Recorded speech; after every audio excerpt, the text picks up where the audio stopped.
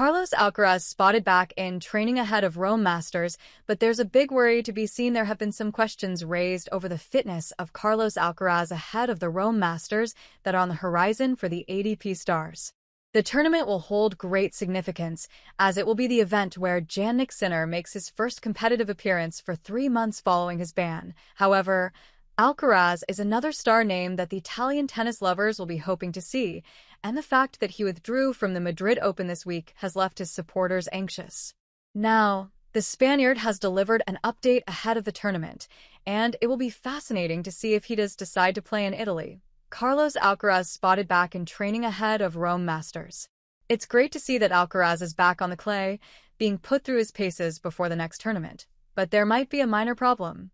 Although the Spaniard was spotted in practice hitting some balls once again, it appeared as though his thighs were heavily strapped. The 21-year-old will celebrate his birthday prior to the Rome Masters and ahead of the French Open. He won't want to miss out on any more tournaments. Alcaraz has gone to world number 2 with Sinner kicking his heels during his ban, and the last thing he'll want now is to lose more ground on the top spot. Alcaraz should be the favorite for French Open glory.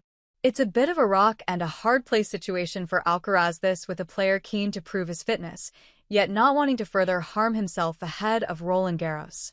The player won the French Open in some style last year, and he will want to prove to the world of tennis that he is very much the man to beat on clay. Alcaraz is in the early stages of his career, and it's important that he listens to his body and not rule these big calls with the heart, which he so often wears on his sleeve. Any tennis tournament is worse without Alcaraz's inclusion, and this has to be viewed as a positive that he's back on the court ahead of the Rome Masters.